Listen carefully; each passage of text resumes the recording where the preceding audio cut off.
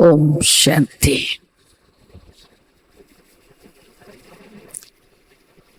सारा दिन मौन में कौन कौन रहे? हाथ उठाएं। बहुत थोड़े रहे, बाकी सब आवाज में आए।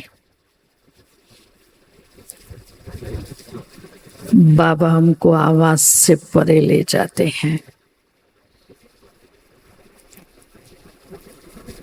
इसलिए अंदर में ये दृढ़ निश्चय करें कि मुझे आवाज में नहीं आना है। इस मुख को बोल दो कल शाम तक मौन में रहे, क्योंकि जो हम चाहते हैं उसका अनुभव हम तभी कर सकते हैं। इसलिए खुद को ये पक्का कराइए कि मुझ आत्मा को मन, मुख और मोबाइल से मौन रहना है। इस समय हमारे 2 क्लास थे। सुन के तो कितना सुनेंगे, इसलिए अभी 2 क्लास को कंबाइंड करती हूँ। एक टॉपिक है ईश्वरीय मार्ग पर चलने की सहज विधि, और दूसरा है जीवन बंध से जीवन मुक्त स्थिति।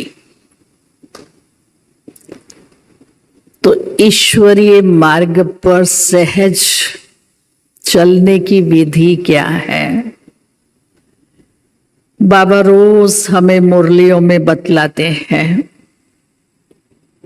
रोज समझाते हैं, रोज पढ़ाते हैं, फिर भी हम बच्चे जितना अटेंशन देना चाहिए वो नहीं देते हैं। इसलिए इस ईश्वरीय मार्ग पर कहो, ज्ञान मार्ग पर कहो, चलते चलते मुश्किल का अनुभव होने लगता है। आप याद करो, जब आप पहले पहले बाबा के पास आए, 7 दिन का कोर्स किया, उसके पश्चात चाहे पवित्रता की धारणा, अन्न शुद्धि की धारणा, बाबा की याद, वो नशा कितना सहज हुआ। उस समय कुछ मुश्किल लगा था, धारणा करनी मुश्किल लगी थी उस समय? हाँ, नहीं लगा था ना? उस समय सब सहज धारणा हो गई। अभी क्यों मुश्किल लगता है? अभी उतना सहज नहीं लगता है, अभी मेहनत करनी पड़ती है, क्योंकि उस समय हम नए नए छोटे छोटे बाबा के बच्चे थे। तो मेरी उंगली किसने पकड़ी थी? उंगली किसने पकड़ी थी? बाबा ने। और अभी किसने पकड़ी हुई है? अभी किसने पकड़ी हुई है? खुद ने। अभी खुद ने पकड़ी है।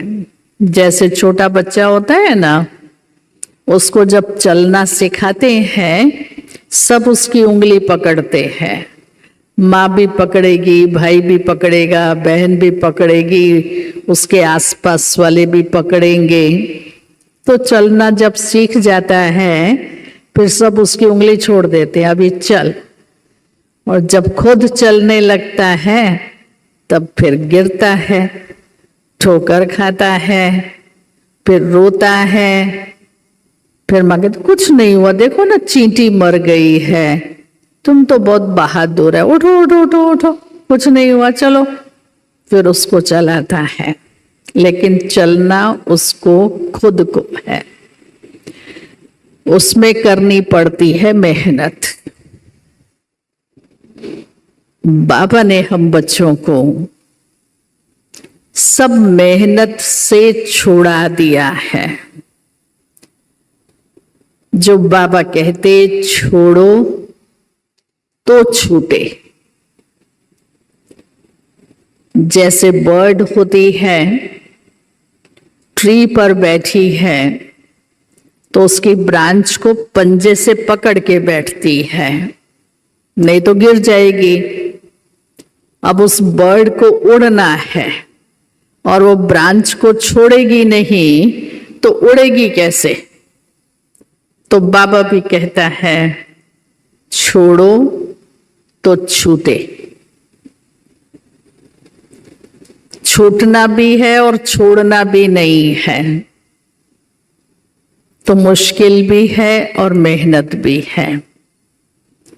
बाबा ने हमको इतनी सहज विधियां बताई हैं, लेकिन उन विधियों को प्रैक्टिकल में हम यूज नहीं करते, उन विधियों पर हम चलते नहीं। जब पहले पहले हम बाबा के पास, बाबा के घर मधुबन गए, दादियों से मिले, बाप दादा से मिले, कितनी खुशी थी, कितना उमंग उत्साह था, कितना स्नेह में लवलीन हो गए थे, कितनी अंदर में एक खुशी, एक सुख, एक आनंद की अनुभूति थी। उसको याद करो, उन स्मृतियों को अपनी बुद्धि में इमर्ज करो। कितनी वापस वो खुशी, वो आनंद महसूस करेंगे। उस समय बुद्धि एक बाबा के सिवाय कहीं नहीं थी। यही बुद्धि में आता था, मुझे जो चाहिए था वो मिल गया, भगवान मुझे मिल गया, जो प्राप्तियां मुझे करनी थी वो मुझे मिल गई। तो उस समय जब ये नशा चढ़ा था, ये खुशी महसूस हुई थी, वो खुशी बढ़नी चाहिए या रुक जानी चाहिए? क्या होना चाहिए? बढ़ना चाहिए ना, तो रुक क्यों गए? कौन से ऑब्स्टिकल्स आ गए, कौन से बैरियर्स आ गए? बुद्धि को ब्लॉक किसने कर दिया? कौन से बंधनों में बंध गए? जो अब सहज नहीं लगता है, मेहनत लगती है। बाबा ने हम बच्चों को 4 बातों पर अटेंशन दिलाया है। पहली बात, मैं और मेरेपन से स्वयं को मुक्त करो। दूसरी बात, आलस्य, अलबेलेपन से अपने को मुक्त करो। तीसरी बात, परदर्शन, परचिंतन, परमत, मनमत, पर दोष से अपने को मुक्त करो। और चौथी बात, कभी भी किसी के भी संग दोष में नहीं जाना है। देखो कितने थोड़े हैं, तो प्रैक्टिस नहीं करेंगे तो मुश्किल तो लगेगा, सहज नहीं लगेगा।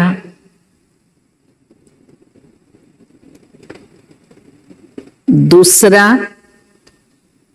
बाबा ने हमको कछुआ बनाया। इस देह में रहते हुए अपनी सारी कर्म इंद्रियों को समेट लो और समेट करके फिर कर्म में आओ। करावनहार करा रहा है, मैं आत्मा निमित्त मात्र हूं। जब चाहिए इंद्रियों को खोलो, जब चाहिए इंद्रियों को समेट लो। कछुए में भी, टॉर्टोइज में भी इतना अक्ल है, इतनी समझ है। उसको जब अपने सेंस से काम लेना है, वो उसको बाहर इंद्रियों को निकाल लेता है। जब उसको यूज नहीं करना है, इंद्रियों को अपने शेल में ले लेता है। मुझको ये नहीं आता है, पूछो अपने आप को। तीसरी बात, भ्रमरी का बाबा एग्जाम्पल देते कि भ्रमरी कैसे कीचड़ में से गंदे गंदे कीड़ों को ले आती है और मिट्टी का घर बना के उसको, उस कीड़े को उसमें रख के उसका दरवाजा भी बंद कर देती है, जो बाहर की हवा नहीं लगे। फिर उसके चारों तरफ भूं भूं भूं भूं करके उसको गोल्डन कीड़ा बना देती है। सारा दिन मैं ज्ञान की भूं भूं अपने आप को करूं। जो बाबा ने मुरली में सुनाया, सारा दिन खुद को सुनाऊं, खुद को रिवाइज कराऊं, तो मैं गोल्डन दुनिया के लायक बन जाऊं। क्या डिफिकल्टी है इसमें मुझे? लेकिन करना तो मुझे पड़ेगा। युक्ति तो बाबा ने बता दी, करेगा कौन? दूसरा कोई नहीं करेगा, बाबा नहीं करेगा, करना मुझ आत्मा को है। दूसरी बात, आलस्य और अलबेलापन, ये दो ब्राह्मणों के बहुत बड़े शत्रु हैं। इन दोनों शत्रुओं पर मुझे जीत पानी है। आलस्य कितना आता है? अमृत वेले अलार्म रखते हो सभी? अमृत वेले अलार्म कौन कौन रखता है? हाथ उठाओ। काफी रखते हैं, कुछ नहीं रखते हैं, अपने आप उठ जाते हैं फिर, क्या उठते ही नहीं है? हाँ, उठ जाते हैं। अच्छा, जब अलार्म बजता है उसको करेंगे बंद, फिर कहेंगे 2 मिनट में उठती हूं, 5 मिनट में उठती हूं, और वो 5 मिनट 1 घंटा हो जाता है। अरे 5 बज गया, ऐसे होता है। अभी सारी रात नींद किया, 5 मिनट में और कौन सी नींद पूरी हो जाएगी मेरी?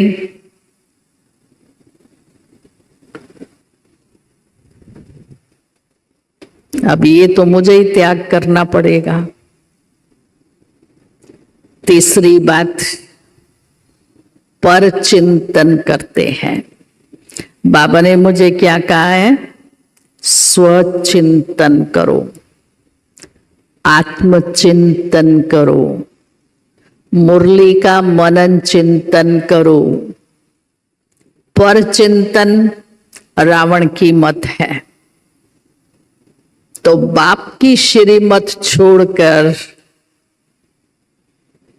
मैं रावण की मत पर चिंतन में चली जाती। ये क्या करता है, ये क्या करता है, ये कैसा, ये कैसा।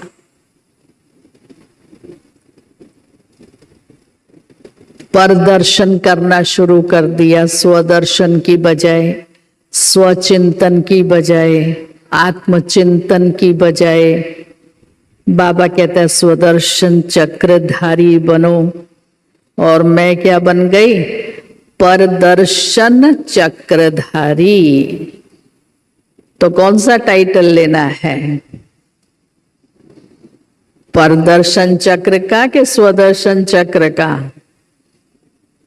हाँ, स्वदर्शन चक्र का। लेकिन सारा दिन करते क्या है? मेरे घर में ऐसा, मेरे संबंधों में ऐसा। तो परदर्शन भी करते, पर चिंतन भी करते। फिर श्रीमत पर ना चल के मन मत पर। बाबा आकर के देखे ना नीचे कैसे चला जाता है, कितनी समस्याएं आती हैं, परिवार में कितने विघ्न आते हैं, कितनों को संभालना पड़ता है, समाज में कितना देखना पड़ता है। वो तो ऊपर बैठा बैठा बोलता रहता है। हाँ, तो मन मत चलाते हैं। फिर पर दोष, दूसरों के दोष देखते रहते हैं। दूसरों के दोष देखने की दृष्टि बहुत शक्तिशाली है। खुद की कमियों और कमजोरियों को, अवगुणों को, स्व के दोष को देख नहीं सकते हैं। मैं तो परफेक्ट हूं, ये ठीक हो जाए ना तो मैं तो बहुत अच्छी हूं। और या फिर माया को दोषी बना देंगे, ये माया बहुत तंग करती है। बाबा सदा कहते पर उपकारी बनो, पर उपकारी बनो। सदा औरों के प्रति कल्याण की भावना रखो, दया भाव रखो, शुभ भाव रखो। और चौथी बात, संग दोष में नहीं आना। संग दोष मुझे गुमराह कर देगा, ईश्वरीय मत पर नहीं चलने देगा। उसकी चलन, उसका बोल, उसका व्यवहार विपरीत हो जाएगा और वो मुझे भी अपने जैसा बना लेगा। एक सत्य बाबा के संग में मैं रहूं तो बहुत सहज, हर पल, हर सेकंड मैं चढ़ती कला, उतरती कला में, चढ़ती कला, उड़ती कला में आगे बढ़ती जाऊंगी। सहज लगेगा, कुछ भी मुश्किल नहीं, क्योंकि बाबा की मैंने उंगली पकड़ी हुई है। बाबा की जो श्रीमत है, बाबा के जो डायरेक्शन है, बाबा के जो फरमान है, बाबा की जो आज्ञाएं हैं, ईमानदारी से आंख बंद करके उस पर चलते चलो। कोई परिस्थिति, कोई विघ्न आएगा नहीं। भले सत्य की नाव डोलेगी, डूबेगी नहीं। ये मैं अपने को अच्छी तरह से अंदर जाकर के देखूं तो सहज लक्ष्य पर फोकस रहेगा। सारा दिन लक्ष्मी नारायण के चित्र को देखते रहो। मेरे सोच, मेरे बोल, मेरे कर्म, मेरी चलन, मेरा स्वरूप इनके जैसा है। मैं ऐसी पूजनीय बनने वाली हूं। पूजनीय बनने वाले की चलन कैसी होती है, व्यवहार कैसा होता है, चेहरा कैसा होता है, बोल कैसे होते हैं। इन लक्ष्मी नारायण जैसे मेरे लक्षण हैं। अपने आप को देखूं, अपने भीतर जाऊं, अपना आत्मचिंतन करूं, अपने आप से मैं बातें करूं, तो सब सहज है। अपने आप से बातें कौन कौन करता है? कौन कौन करता है? सब करते हो अपने से बातें। फिर तो मुश्किल नहीं होना चाहिए। किसी को मुश्किल लगता है चलना तो हाथ नहीं उठाते हैं हम। का मुश्किल लगता है? संबंधों को निभाना है, परिवार को निभाना है, समाज में चलना है, बड़ा युक्ति युक्त ईश्वरीय मार्ग पर मुझे चलना है। बाबा ने जो युक्तियां कदम कदम के लिए बनाई है, बताई है, उसको मुझे अप्लाई करना है।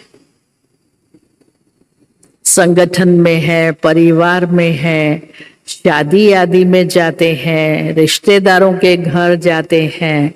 आप कहेंगे मैं ब्रह्मा कुमारी में जाती हूँ, मैं आपके घर का नहीं खाऊंगी। वो कहेंगे हम शूद्र हैं क्या? मैं ऐसा नहीं बोल सकती हूं। मुझे युक्ति से बोलना पड़ता है। मेरा उपवास है, इसलिए मेरे को नहीं खाना है। मैं दिन में 2 ही बार खाती हूं, इसलिए मैं नहीं खाऊंगी। लेकिन बाप का नाम मुझे बदनाम नहीं करना है। मेरी तबीयत ठीक नहीं है, नहीं खा सकती हूं। ये बाबा ने झूठ बोलने की बात नहीं है। ये कोई इसको बोल समझेगा ये झूठ बोलना है, लेकिन अपनी धारणा को, अपने डिसिप्लिन को, अपनी नियम मर्यादा को बनाए रखने के लिए मैं ये युक्ति यूज करती हूं। मेरा उपवास है तो हमने बाबा से ये वायदा किया है, मेरा जीवन पर्यंत का उपवास है। जब तक मैं देवी देवता नहीं बन जाती हूं, मैं बाहर का अशुद्ध भोजन नहीं करूंगी।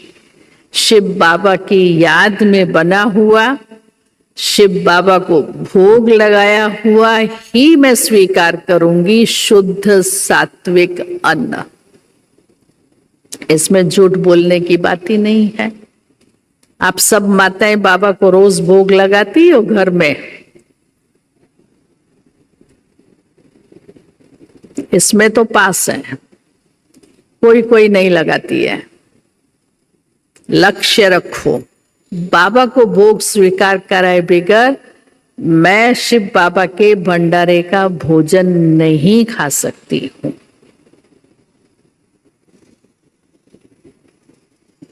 बाबा से हमको कितना सुख मिला है, कितनी खुशी मिली है। बाबा की सेवा से कितनी दुआएं मुझे मिली हैं, मैं महसूस करूं। इसलिए अपने इस मन के कैनवस पर लिख दो, मैं कल्प पहले बनी थी, अभी भी बनना ही है, चाहे कुछ भी हो जाए। बाप की आज्ञाकारी वफादार बन करके मुझे शोकेस का सैंपल बनना है। कि ईश्वरीय मार्ग अति श्रेष्ठ मार्ग है, अति सहज मार्ग है, जो हमको मनुष्य से देव पद की प्राप्ति कराता है। जो मेरे चलन से, मेरे व्यवहार से, मेरे बोल से परिवार वाले भी खुश हों, उनका भी परिवर्तन हो, इसलिए मेरा फोकस लक्ष्य पर चाहिए। महाभारत में पांडवों को 14 वर्ष का वनवास मिला। 13 वर्ष का वनवास और 1 वर्ष का गुप्तवास था।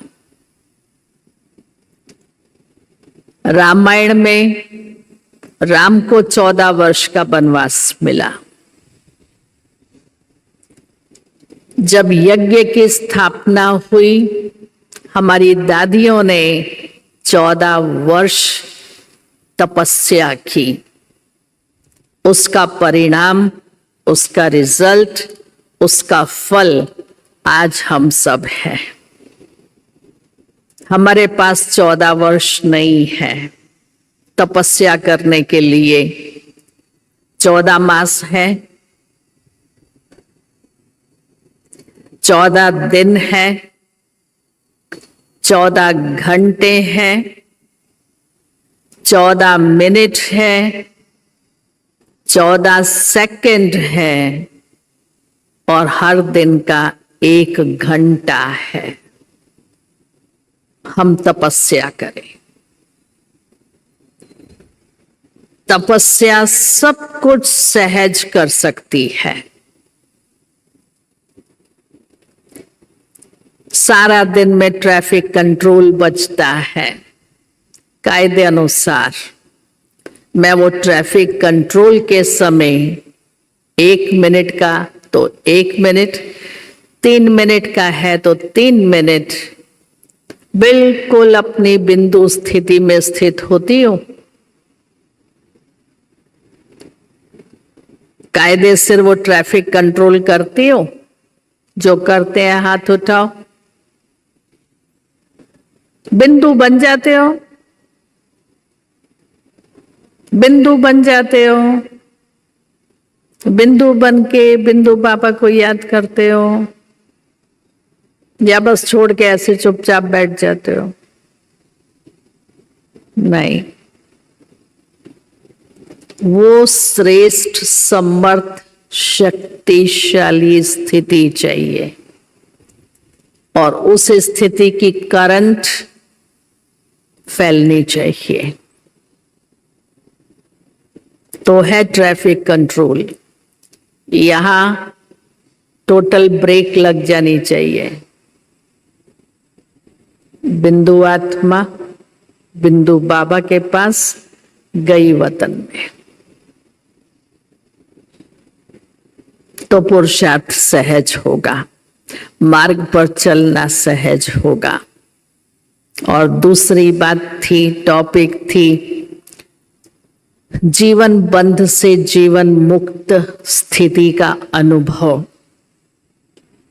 1978 में 31 दिसंबर को बाबा की मुरली चली थी, किन किन बातों से मुक्त होना है।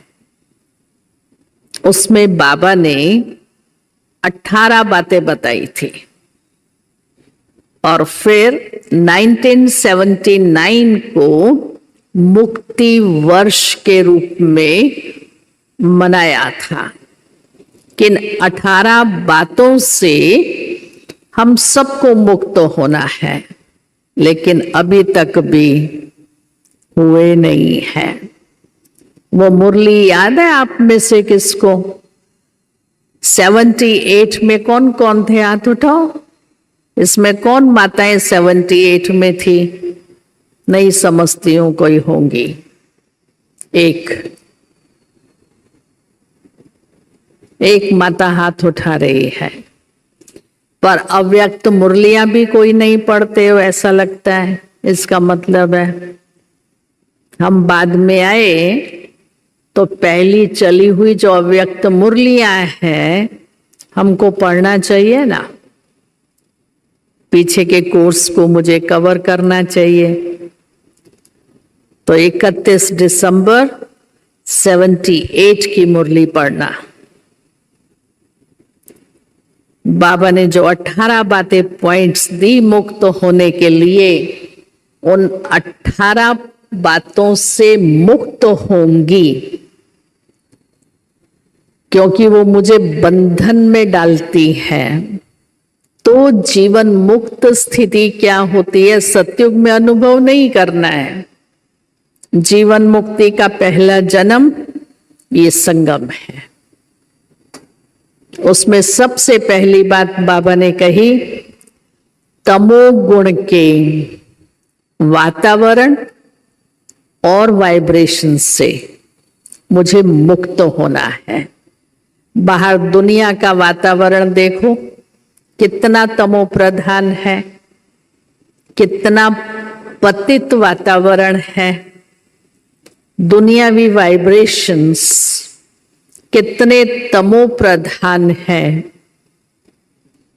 उसमें रहते हुए भी मैं आत्मा अपने सतोगुणी आत्मा के सातों गुणों के स्वरूप में स्थित रहूं और चारों तरफ शांति, प्रेम, आनंद, सुख, पवित्रता, शक्ति के वाइब्रेशंस फैलाऊं। तो मैं बाहर जाऊं, किसी के संग में आऊं, उसका प्रभाव तो मेरे पर नहीं पड़ता है। उस तमोगुण के वातावरण से मैं मुक्त हूं, अपने से पूछो। तो जीवन मुक्त की स्थिति का अनुभव करेंगे। दूसरी बात, व्यर्थ संकल्पों और विकल्पों से मुक्त। अब ये तो दूसरा नहीं करेगा। व्यर्थ संकल्प भी मुझ आत्मा को चलते और विकल्प भी मुझ आत्मा को चलते हैं। व्यर्थ चलेगा, विकल्प चलेंगे तो जीवन मुक्त स्थिति नहीं है, क्योंकि वो सतयुगी दुनिया तो बहुत सतो प्रधान एक अलौकिक दुनिया है। वहां व्यर्थ का तो नाम निशान ही नहीं है। तो व्यर्थ संकल्पों और विकल्पों से मैं आत्मा कितनी मुक्त बनी हूं, ये चेक करूं। तीसरी बात, बाबा ने कहा था तुम गृहस्थी नहीं हो, ट्रस्टी हो। तो गृहस्थीपन से मैं मुक्त हूं, ट्रस्टी बनी हूं। ट्रस्टी बन करके बाबा ने ये जो छोटा सा मुझ आत्मा को परिवार संभालने के लिए दिया है, ट्रस्टी होकर उनकी पालना कर रही हूं या गृहस्थी बन करके। गृहस्थी माना बंधन। क्या करें, पति को संभालना पड़ता है, बच्चों को संभालना पड़ता है, ये करना पड़ता है, रिश्तेदारों को संभालना पड़ता है। बंधन, दुखी होना, अशांत होना। पर मैं ट्रस्टी हूं, न्यारी प्यारी स्थिति से मैं उनको संभालूं। चौथी बात, उसमें भी बाबा ने कहा परमत, परदर्शन, पर चिंतन से अपने को मुक्त रखो। क्योंकि आज की दुनिया में ये बहुत है, कॉमन बात है। जहां दो बैठेंगे, दो का चिंतन करेंगे ही करेंगे।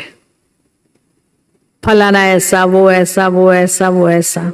अगर है वो ऐसा, तो क्या मैं उसको सुधार सकती हूँ?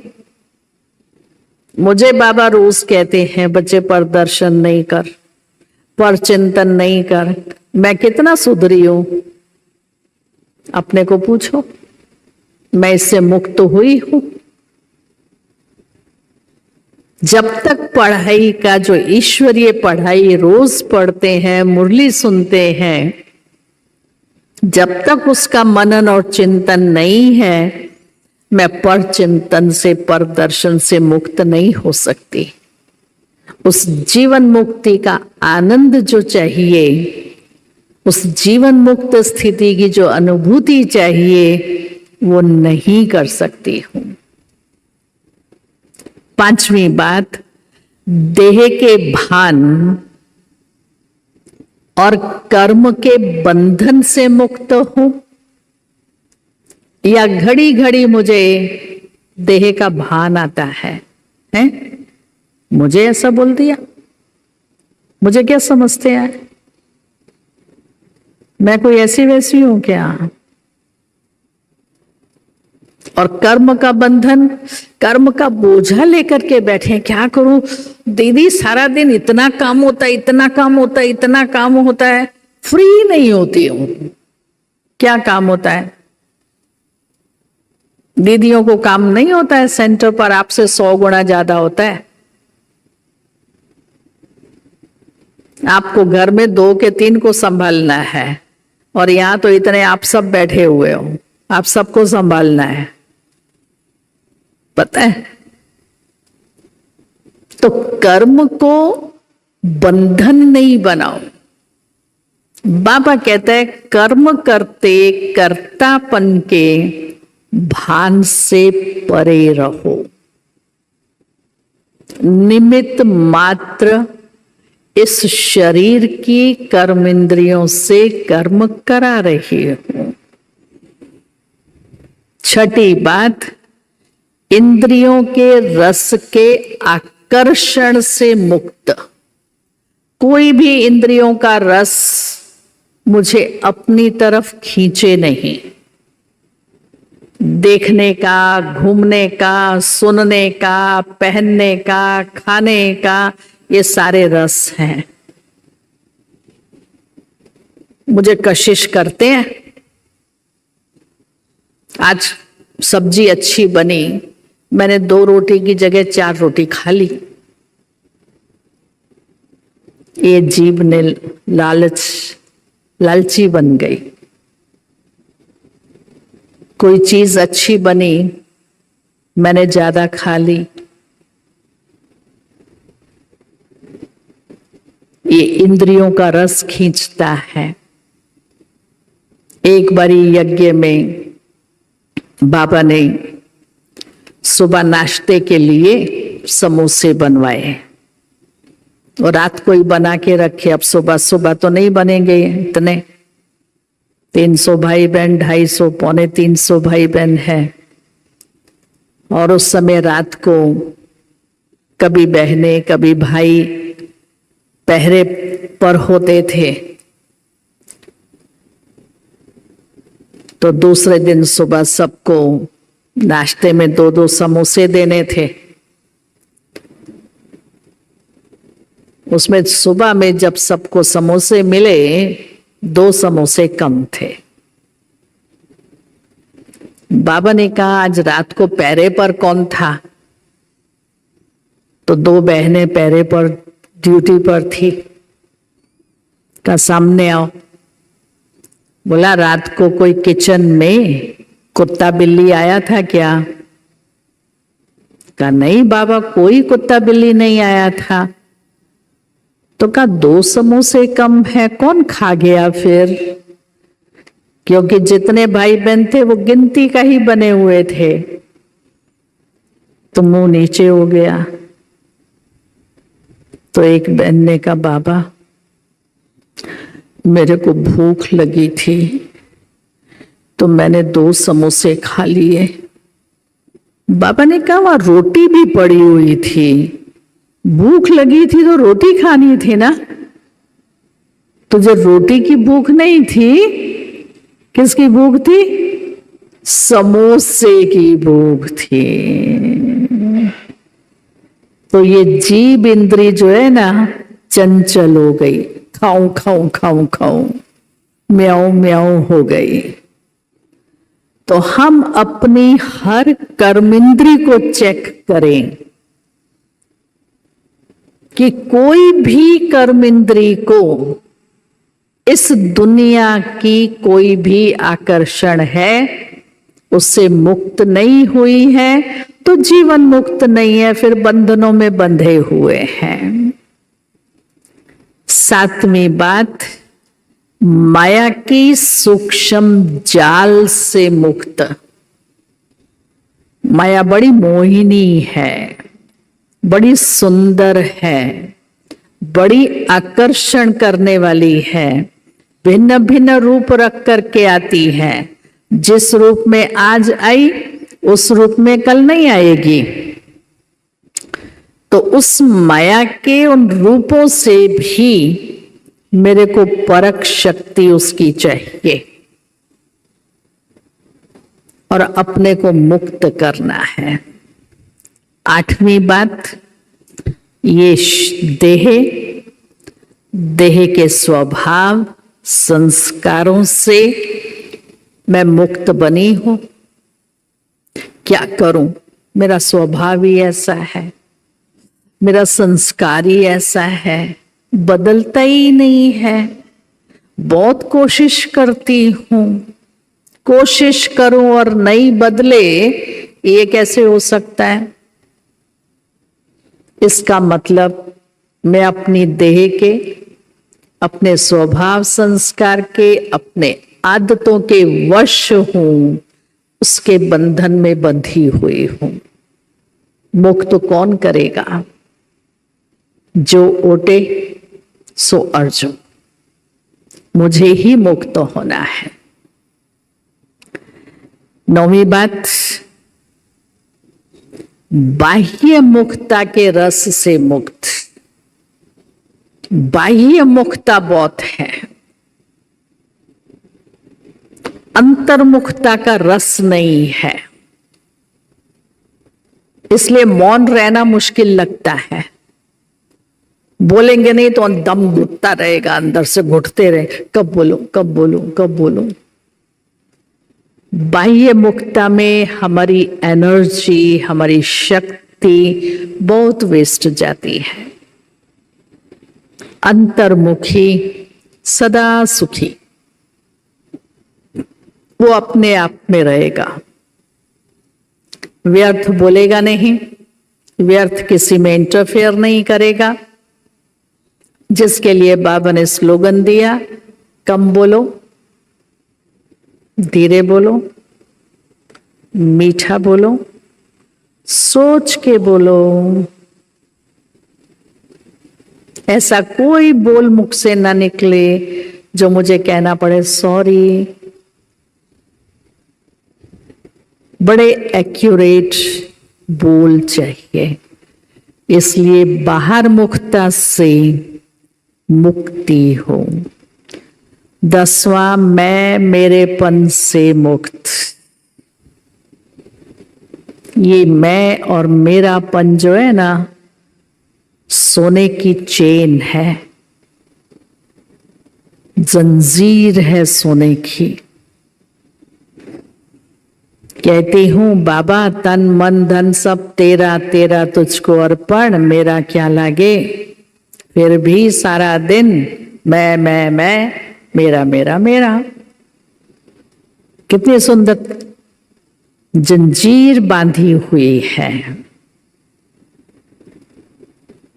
और उसके कारण दृष्टि दैहिक है। बाबा कहते दैहिक दृष्टि महापाप है। इस महापाप से अपने को मुक्त करो। जो अज्ञान काल से भी ज्यादा पदम गुणा महापाप का बोझा चढ़ाती है, इसलिए वो नहीं चाहिए। 13वीं बात, मेहनत से और रोने से मुक्त हो जाओ। बाबा को बच्चों की मेहनत देखी नहीं जाती है। बाबा कहते बाप से मोहब्बत करो, बाप के लव में लीन हो जाओ।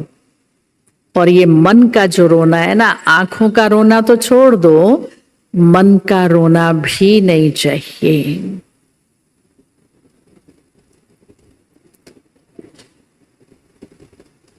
तो लव में लीन हो जाएंगे तो आंखों का रोना भी बंद हो जाएगा और मेहनत से भी मुक्त हो जाएंगे। 14 आलस्य और अलबेलेपन से मुक्त, महान शत्रुओं से मुक्त हो जाए, क्योंकि ये मेरी श्रेष्ठ तकदीर बनाने नहीं देते हैं, मुझे शक्तिशाली बनने नहीं देते हैं। 15 मानसिक,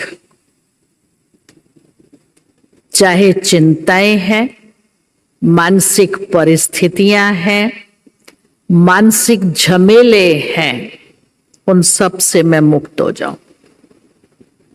मन बाबा में लगा दे। ये परिस्थितियां, झमेले सब इस ड्रामा के खेल हैं।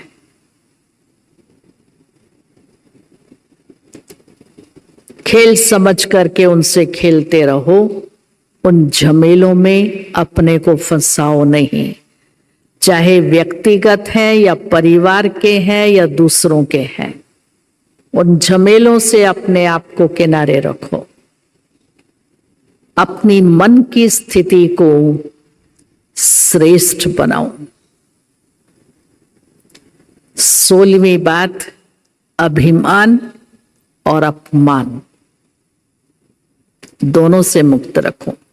अभिमान आता है अपनी बुद्धि का, अपनी सुंदरता का, अपनी समझ का, अपनी पोजीशन का, कि आई एम समथिंग। और किसी ने थोड़ा भी कुछ बोल दिया तो अपमान की फीलिंग आती है। बाबा कहते दोनों से मुक्त हो जाओ। कोई तुमको गाली दे, कोई तुम पे कलंक लगाए, कोई तुम्हारी इंसल्ट करे, किसकी किया? शरीर की किया ना। मैं आत्मा तो अविनाशी हूं।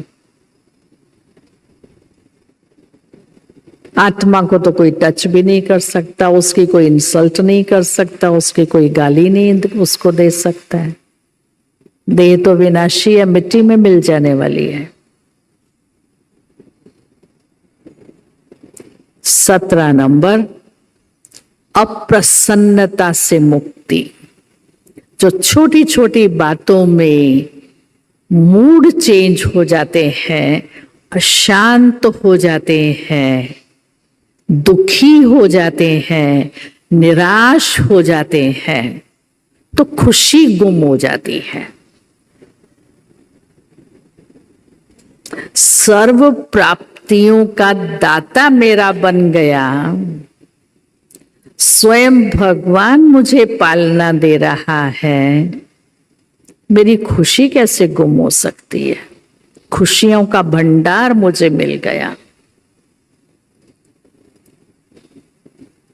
खुशी गुम होना ही देह के भान में आ जाना। और लास्ट 18 नंबर, 5 विकार और प्रकृति के 5 तत्वों से मुक्त हुई हूं, कि 5 में से कोई भी विकार मुझे सताता तो नहीं है। चाहे काम है, क्रोध है, लोभ है, मोह है, अहंकार है, ये 5 से मैं मुक्त हो गई,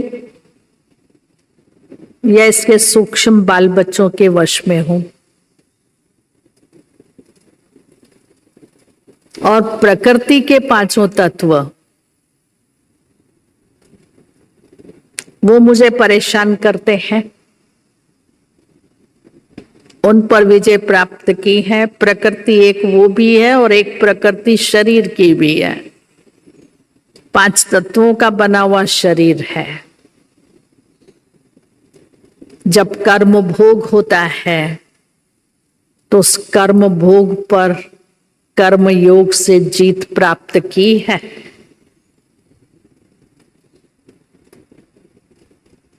बाबा को सदा अस्थमा था, इसलिए खांसी होती थी। बाबा मुरली चलाते थे, बीच बीच में खांसी होती थी तो मुरली में ब्रेक होती थी। बाबा कहता था ये मेरी सखी है खांसी, ये मेरे साथ में ही जाएगी।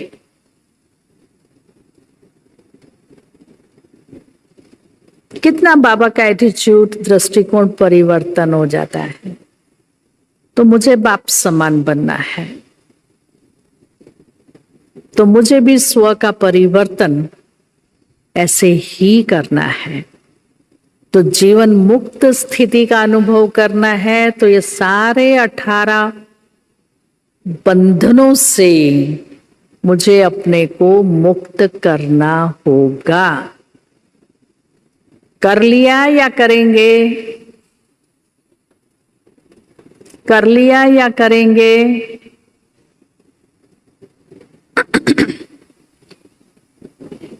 हाँ, करेंगे। कितना समय लगेगा? डेट बताओ, डेट बताओ।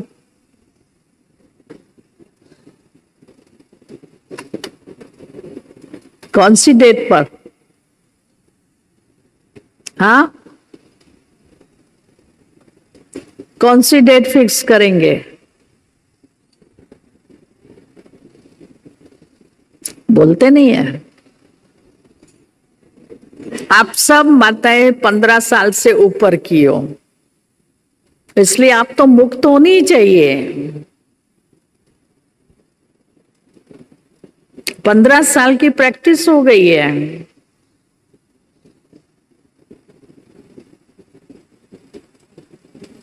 बाबा से कितना खुशियों का खजाना, कितना शक्तियों का भंडार प्राप्त किया हुआ है, कितना बाबा से प्यार है, कितनी बाबा के लव में लीन हो, सारा दिन बाबा बाबा बाबा बाबा करती हो।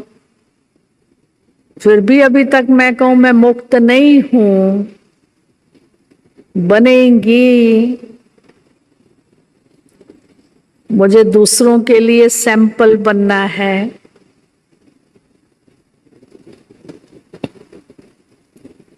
ठीक है ना? तो अपनी डेट हर एक फिक्स करो। करेंगे? अपनी डायरी में नोट करो, ये तारीख, ये डेट तक मैं अपने को इन सब बंधनों से मुक्त कर लूंगी। बाबा को खुशखबरी सुनाओ। ठीक है?